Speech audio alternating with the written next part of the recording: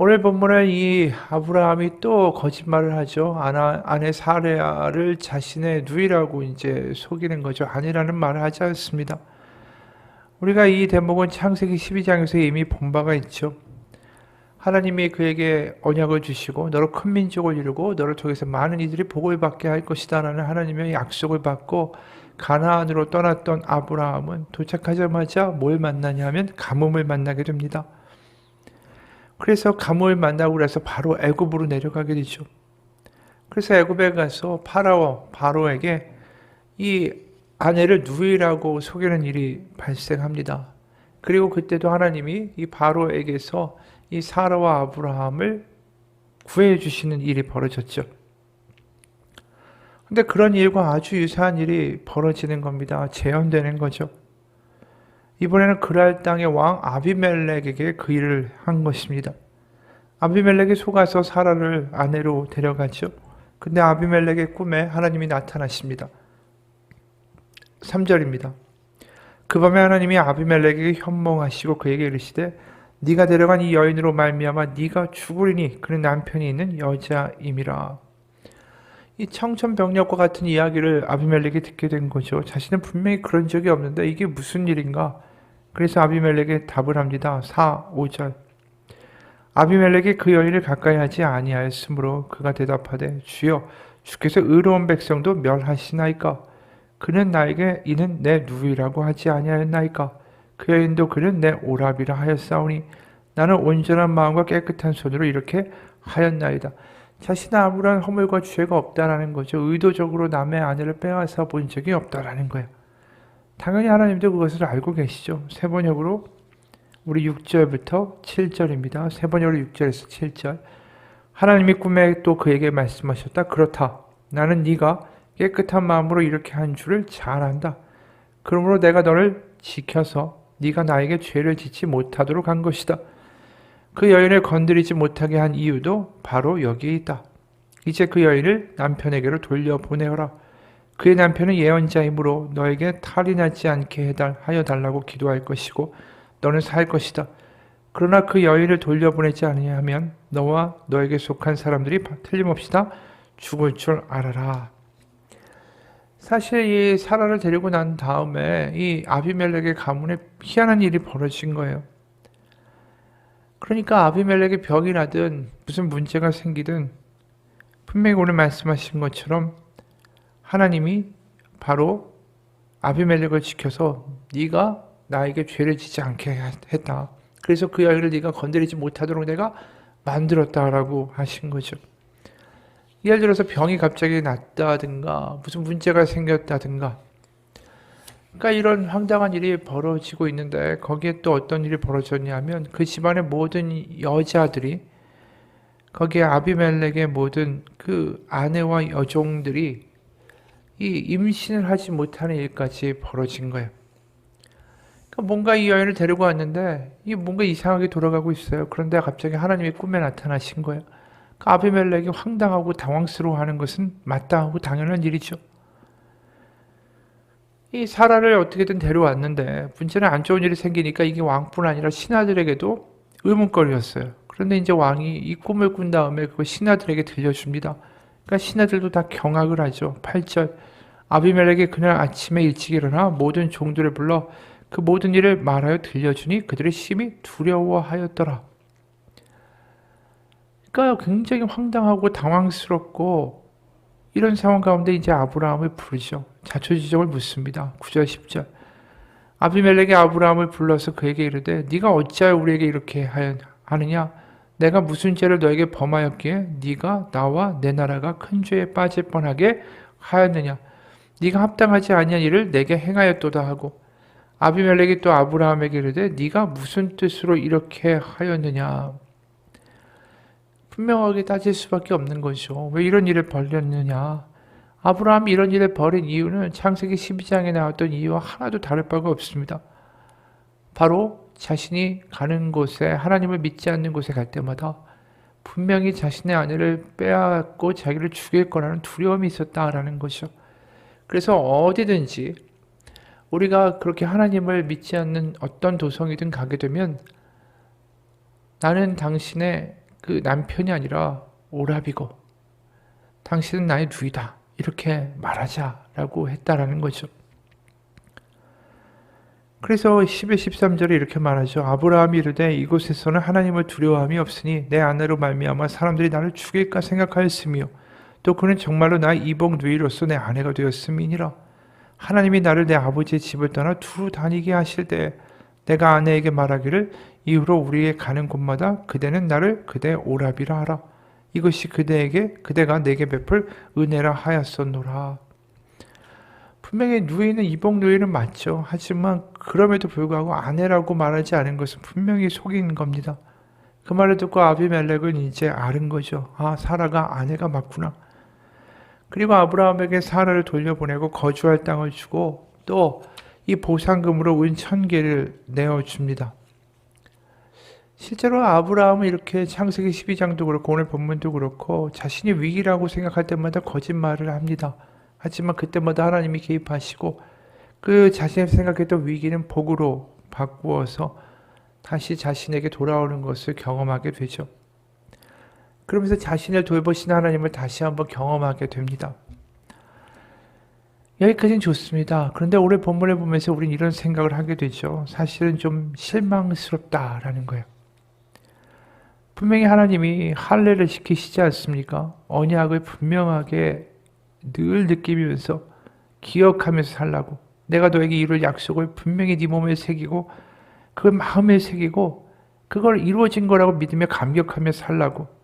그래서 다시 한번 언약도 주시고 할례도 시키시고 이름도 아브라함, 사라 이렇게 바꿔주신 거 아닙니까? 열국의 아비, 열국의 아내 이렇게. 그러니까 분명하게 하나님의 약속을 받았어요. 심지어 내년에 아들이 태어날 텐데 사라에게 태어나는 그 아들의 이름을 이삭이라고 하라. 이름까지 알려주신 거예요. 그러다 보니까 이 아브라함이 그 말씀에 얼마나 마음이 격동했습니까? 감격이 된 거죠. 드디어 하나님이 우리에게 자식을 주시고 하나님의 큰일을 이루어 가시는구나. 그래서 소돔과 고모라를 멸망시키신다라고 하실 때 그 소돔과 고모라를 위하여 이 중보까지 하지 않았습니까?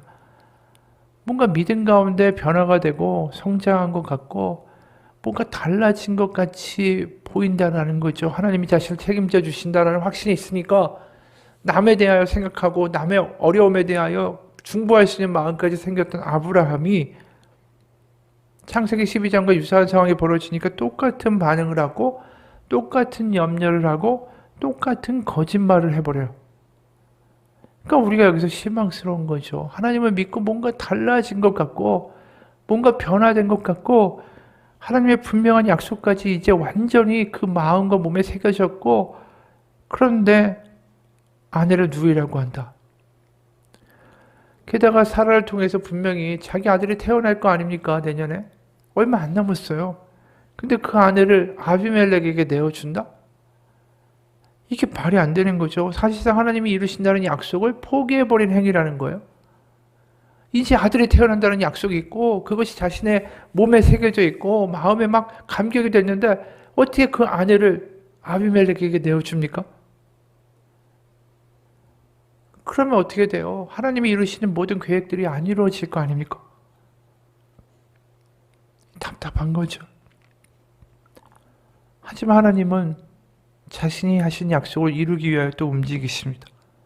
개입하시죠. 심지어 7절에 이런 말씀까지 아비멜렉에게 하십니다. 이제 그 사람의 아내를 돌려보내라. 그는 선지자라. 그가 너를 위하여 기도하리니 네가 살려니와 네가 돌려보내지 아니하면 너와 내게 속한 자가 다 반드시 죽을 줄 알지니라.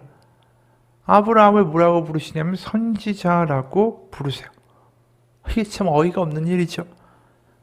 그리고 아브라함이 아비멜렉을 위해서 기도할 때 어떤 일이 벌어집니까? 아비멜렉의 아내와 여종들을 치료하사 출산할 수 있게까지 해주세요.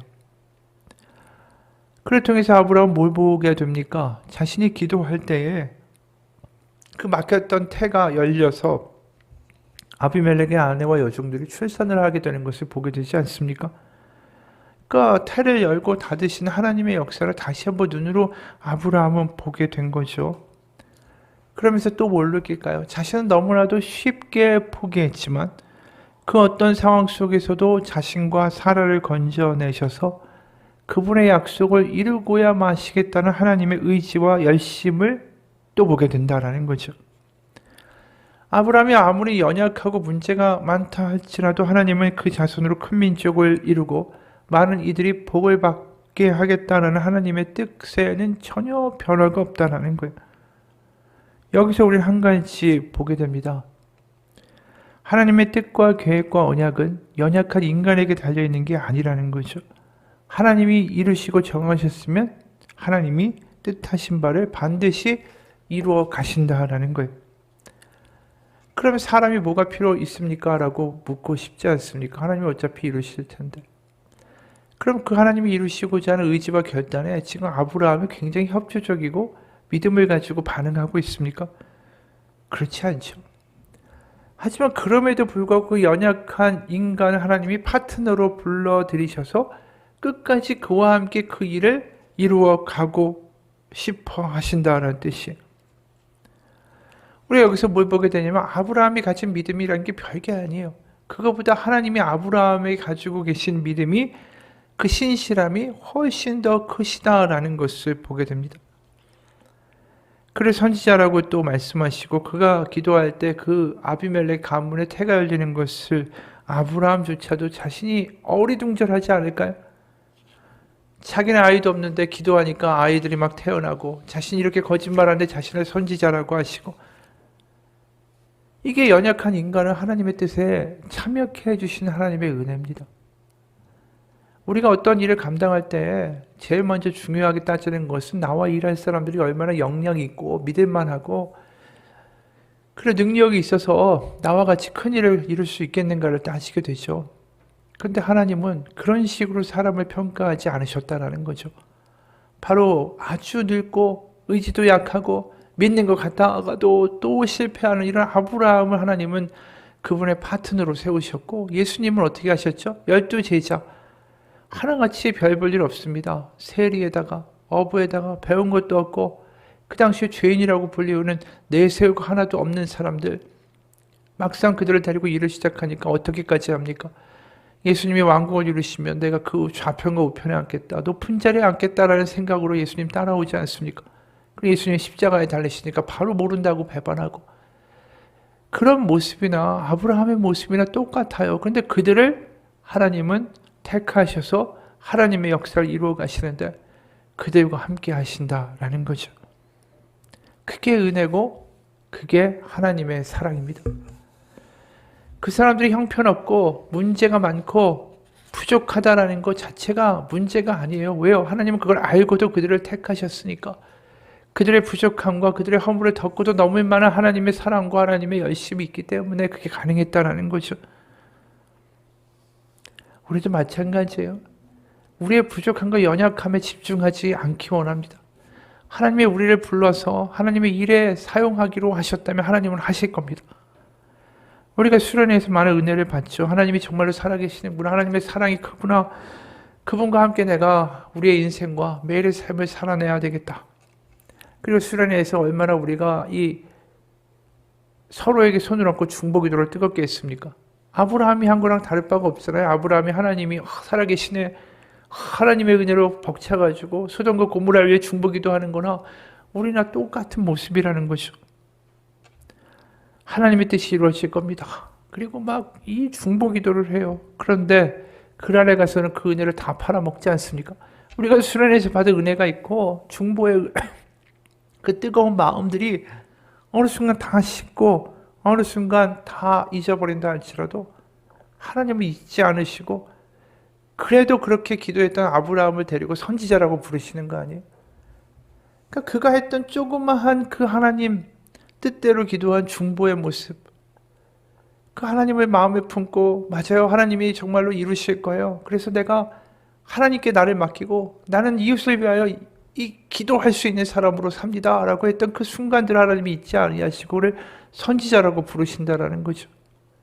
그러니까 우리가 받은 은혜 가운데 정말 열심히 반응하고 하나님 정말 사랑한다고 하고 열심히 기도하고 그 순간들이 설사 다 사라진다고 할지라도 하나님은 여전히 우리를 기억하고 계시다라는 것입니다. 그럴 수밖에 없는 게 인간이 그런 존재이기 때문에 그래요. 어떤 성도가 큰 병으로 입원을 하게 됐습니다. 그 병을 고치려고 돈도 많이 들고 고생도 많이 했어요. 그럼에도 감사한 것은 이번 뒤에 하나님의 은혜를 참 많이 깨닫게 됐다라는 거예요. 퇴원할 때 얼마나 감격스러운지 가족들에게 이렇게 말했대요. 내가 집에 가기 전에 먼저 교회에 가서 하나님께 감사 기도를 드리고 앞으로 하나님 앞에서 새롭게 살겠다라고 결단을 하고 가야 되겠다. 그랬더니 가족들이 말리는 거예요. 주일날 교회 가서 예배드리고 기도하면 되죠. 왜 이렇게 유난을 떠세요? 그래서 그냥 집으로 갔답니다. 며칠이 지난 후에 주일이 돼서 교회에 가보니까 그 퇴원할 때의 감격, 감사, 기도의 마음, 결단 다 흐지부지 되고 없더라는 거예요. 이걸 부인할 수가 없죠. 우리가 아브라함 같고요. 아브라함이 우리 같아요. 하지만 그런 그를 한때 하나님께 그렇게 열심히 기도하고 중보하며 나갔다는 그 모습 하나로 그를 선지자라고 부르시며 여전히 그를 붙들고 계신 하나님이 우리에게 복음이라는 사실입니다. 이 엉망인 존재지만 하나님은 그를 향한 꿈을 포기하지 아니하시죠. 그리고 아브라함은 또 다시 한번 느낍니다. 내가 기도할 때 이 아비멜렉의 가정의 태를 열어주신 것처럼 하나님은 반드시 사라의 태를 열어서 아들을 주실 것이다. 여러분, 우리는 흔들릴 수 있습니다. 때로는 믿음을 잃어버릴 수 있습니다. 좀 더 선 것 같다가 자빠지기도 합니다. 하지만 그건 믿음의 과정입니다. 생각해 보세요. 아이가 걸음마를 걷기 시작할 때 처음부터 벌떡 일어나서 달립니까? 그런 아이는 한 명도 없습니다. 좀 일어서서 몇 발자국 걷다가 자빠지고 또 넘어지고 다시 일어서고 또 다시 넘어지고 그러면서 걷는 법을 조금씩 배우는 거죠. 그러면서 성장하는 겁니다. 우리가 수련회든 어디든 받은 은혜가 있겠죠. 그 은혜에서 멀어질 때도 있을 겁니다. 하지만 그런 은혜를 잃고 헤맨다 할지라도 하나님은 여전히 우리를 기억하시고 우리를 만나주시는 오늘 아브라함과 같은 역전의 역사도 경험하게 될 겁니다. 그렇게 믿고 때로는 자빠지기도 하고 다시 일어서고 또 하나님의 은혜로 몇 발자국 하고 그러면서 우리의 신앙도 깊어지고 하나님에 대한 사랑과 신뢰도 점점 더 우리의 마음속 깊은 곳에 자리 잡겠죠. 우리가 많이 기도합니다. 하나님 첫사랑의 은혜를 회복하게 해달라고. 첫사랑도 좋습니다. 뜨거움도 좋아요. 열렬함과 그 감격의 순간들도 좋습니다. 하지만 결혼한 뒤에 30년이 지난 부부의 모습도 더 아름답지 않습니까?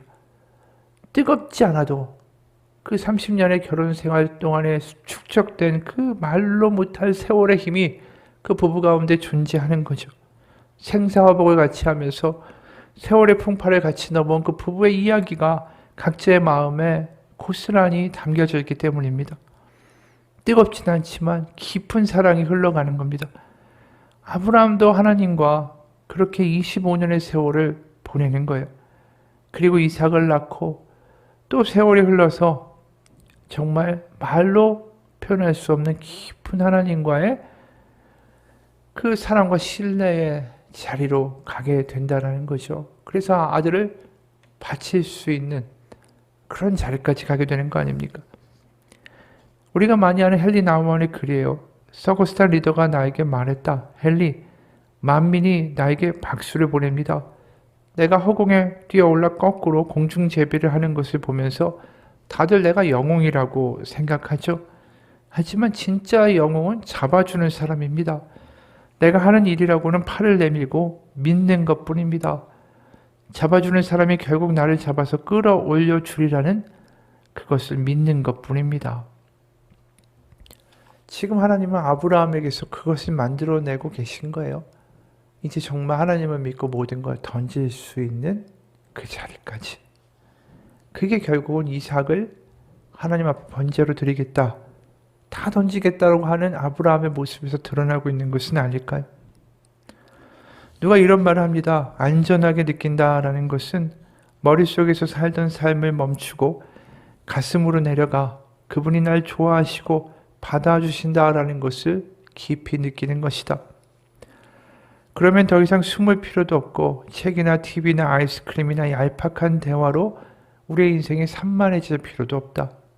과거로 도피하지도 않고 미래로 달아나지도 않고 그저 지금 현 순간에 머무는 것, 지금 현재에 깨어있어 집중하는 것, 그래서 안절부절 못하거나 과민해지지도 않고 편안한 느낌으로 그렇게 가는 것, 그것이 하나님께 던진 사람의 모습이다라는 거죠. 그러면 남들한테 호감을 사거나 나한테 뭔가 시선에 집중하도록 뭔가 행동을 하거나 또 무슨 일이 벌어질까 불안해하거나 두려워하거나 그럴 필요가 없는 거죠. 그저 하나님께 나를 던지고 그분의 사랑을 받아들이고 의지하는 것입니다. 그런 과정으로 우리를 인도해 가시는 거예요, 하나님이. 우리가 세상 가운데 그러한 흔들리는 믿음이 있다 할지라도 결국 하나님은 우리를 빚어서 만들어 가실 겁니다. 우리는 때로 하나님을 잊을 수 있지만 하나님은 우리를 한 번도 잊지 않으시기 때문입니다. 아브라함을 선지자라고 부를 때 비록 그 지금의 모습은 선지자와 같은 모습에선 거리가 멀지만 결국은 내가 너를 선지자처럼 만들 거다. 네가 나를 완전히 신뢰하고 그래서 세상 가운데 흔들리지 아니하고 나로 충만하고 그리고 이웃을 사랑하며 정말 나의 뜻을 이룰 수 있는 그 자리까지 내가 만들어낼 것이다. 오늘 본문은 그걸 이야기하고 있는 것 같아요. 그를 선지자라고 부르실 때. 우리의 신약에서 베드로라는 인물도 마찬가지죠. 마태복음 16장에서 예수님은 이런 대단한 약속을 베드로에게 던져주십니다. 17절에서 19절이에요. 예수께서 대답하여 이르시되 바요나 시몬아 네가 복이 있도다. 이를 너에게 알게 한 이는 혈육이 아니요 하늘에 계신 내 아버지시니라. 또 내가 너에게 이르노니 너는 베드로라. 내가 이 반석 위에 내 교회를 세우리니 음부의 권세가 이기지 못하리라. 내가 천국 열쇠를 너에게 주리니 네가 땅에서 무엇이든지 매면 하늘에서도 매일 것이요 네가 땅에서 무엇이든지 풀면 하늘에서도 풀리리라 하시고. 이게 얼마나 대단한 약속입니까? 내가 반석 위에 내 교회를 세우겠다고 하시고 내가 천국 열쇠를 누구에게? 베드로 너에게 주겠다. 네가 땅에서 무엇이든지 매면 하늘에서도 매일 거고 네가 땅에서 무엇이든지 풀면 하늘에서도 풀릴 것이다. 이게 지금 너를 통해서 열방이 복을 받을 것이다 라고 아브라함에게 주신 약속만큼이나 대단한 약속 아닙니까? 그 아브라함이 선지자라고 불리우는 게 지금 어이가 없는 것처럼 베드로에게 이런 약속을 주시는 거 우리가 볼 때는 정말 어처구니가 없는 일입니다. 아니 이 사람이 나중에 어떻게 합니까? 천국 열쇠를 받았다고 하는 사람이 나 예수님 결코 부인하지 않겠다라고 말하고 몇 시간이 지난 다음에 3번이나 예수님을 모른다고 부인을 합니다. 겁도 많고 예수님이 왕국에 오르시면 내가 반드시 높은 자리에 앉아야겠습니다. 나는 그렇게 공이 많은 사람입니다 하면서 다른 제자들과 길바닥에서 다투던 사람이에요. 한심하죠. 겟세마네에서는 예수님이 그렇게 땀방울이 핏방울이 되도록 기도하실 때 꾸벅꾸벅 졸고 있던 사람이에요. 정말 이 아브라함의 수준이나 이 사람의 수준이나 거의 비슷합니다. 그런 그에게 예수님이 이런 무지막지한 약속을 주시지 않습니까? 천국 열쇠를 너에게 주겠다. 네가 반석이다. 거기 교회를 세우겠다. 아브라함 보고 너 선지자야. 내 뜻을 이룰 것이다. 이렇게 말씀하신 하나님이나 예수님이나 다를 바가 없다라는 거죠. 사실은 이게 굉장히 어려운 일이에요. 이미 말한 것처럼 우리가 누군가를 선택해서 일을 할 때 그 사람의 자질을 보지 않습니까? 근데 하나님이 그 사람의 마음속과 그 사람의 됨됨이와 그 사람의 연약함이 안 보이시겠어요? 다 꿰뚫어 보이시겠죠. 어느 중도 시각 장애인, 그러니까 중간에 살다가 이제 시력을 잃은 장애인 한 분이 이런 말을 했습니다. 약간 섬뜩할 수 있지만 우리가 눈을 뜨고 대화할 때 눈으로 보는 게 많기 때문에 현혹되는 것도 많다. 사기꾼이 남을 속일 때 여러 가지 방법을 동원한다. 좋은 시계를 차서 신뢰를 주고 머리도 가지런하게 빗어 넘긴다. 화려한 말솜씨와 눈초리, 시선처리, 손동작, 옷 매무새 이런 것들이 총체적으로 연출돼서 우리의 눈은 거기에 현혹된다. 그런데 시각장애는 보고 싶어도 못 본다. 말소리에 100% 귀 기울이고 집중해야만 한다. 이 사람이 진실을 이야기하는지 거짓을 이야기하는지 그래서 파악이 빠르다. 한숨소리만 듣고도 이 사람이 나와 함께 있는 게 지겨운 건지 기쁜 것인지 알아차린다. 그래서 소리에 집중하지 않으면 바보가 된다. 예의도 갖춰야 되고 부스럭거리는 소리, 한숨소리, 하품하는 소리까지도 어떤 의미일까? 나에게 하는 걸까? 다른 사람에게 하는 걸까? 집중해서 들어야 된다. 그래서 5분만 집중해서 듣다 보면 그 사람이 거짓말인지 진실인지 알 것 같을 때가 너무나도 많다. 사람도 이렇게 다른 사람의 진실을 꿰뚫어 보는데 예수님이 어떻게 모르시겠어요? 베드로에게 이런 말 하시지만 베드로의 속마음까지 다 보이시겠죠? 베드로뿐이겠어요? 예수님이 그 십자가에 곧 있으면 죽을 텐데 그 곁에 있는 제자들, 베드로를 포함한 이들의 가식적인 모습을 보면서 도대체 어떤 생각이 드실까요? 아브라함도 마찬가지 아닌가요? 이제 1년 있으면 너 아들이 태어날 거야. 이름은 이삭이야. 그런데 거짓말로 이 아내를 누이라고 속이는 아브라함을 보면서 무슨 생각이 드셨을까? 그런데도 그들을 품으시는 하나님, 그것을 성경은 은혜라고 말한다라는 거죠. 하나님의 은혜 때문에 우리가 변화될 수 있는 거예요. 내 스스로는 변화될 수가 없습니다. 하나님이 끝까지 포기하시지 않기 때문에 우리는 변화될 수 있는 겁니다. 우리가 남편과 아내를 보면서 저 사람은 언제 변화되지? 우리로서는 실망할 수밖에 없어요. 하지만 우리가 하나님을 믿고 기도한다면 하나님은 결국 바꾸어 가실 겁니다. 내가 포기한다 할지라도 하나님은 그 사람을 포기하시지 않기 때문이죠. 여러분, 그래서 하나님은 베드로를 그런 사람으로 만들어 가고야 마십니다.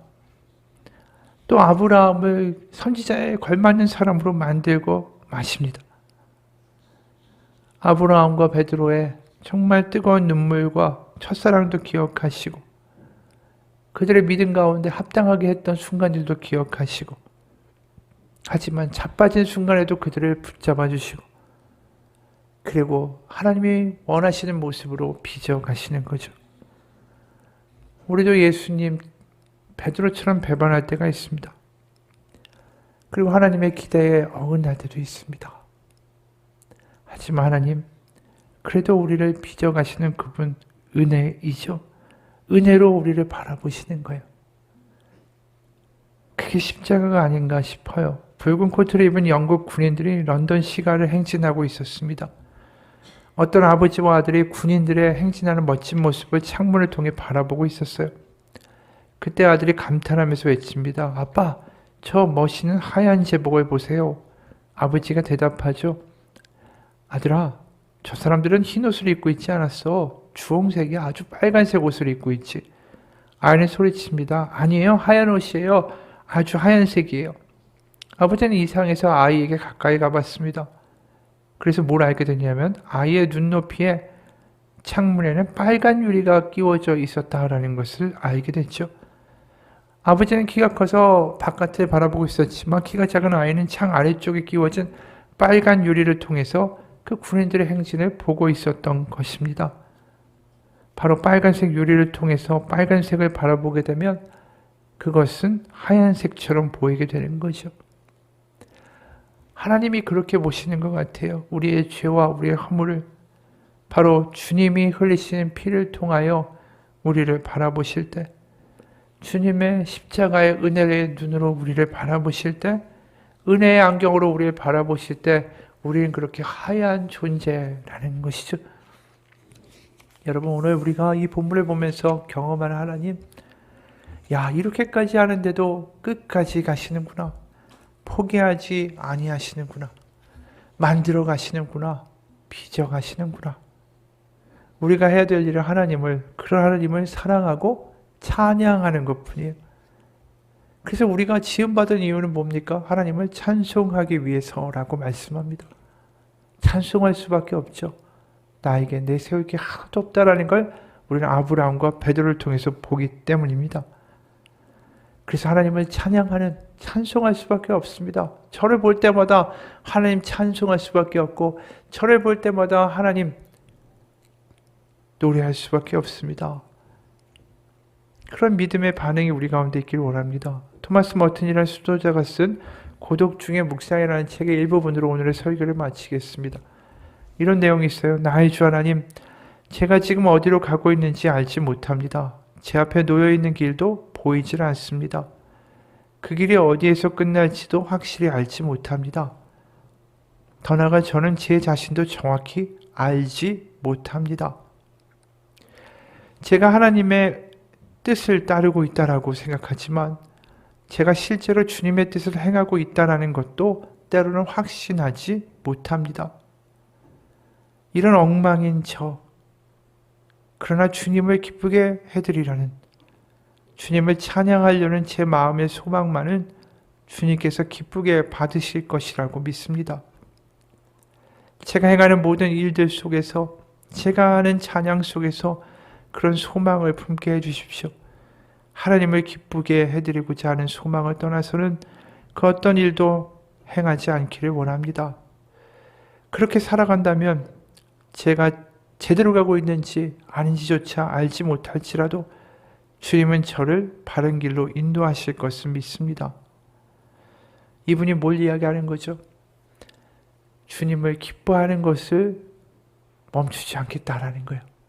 제가 주님의 길에 맞추어 가고 있는지, 제가 그렇게 말하고 있지만 실제로 엉뚱한 길을 가고 있는지, 아니면 삐뚤은 길을 가고 있는지, 내 자신도 나를 알 수 없고, 내 자신을 믿을 수 없고, 내 자신을 확신할 수 없지만 내가 할 수 있는 한 가지는 내가 반드시 하겠습니다. 하나님을 기뻐하고 하나님을 찬양하는 것. 그런 소망과 그런 순간들, 그것들을 하나님 놓치지 않고 하게 해주십시오. 그리고 그것을 하나님이 반드시 받으실 거라고 믿습니다. 이분의 고백이에요.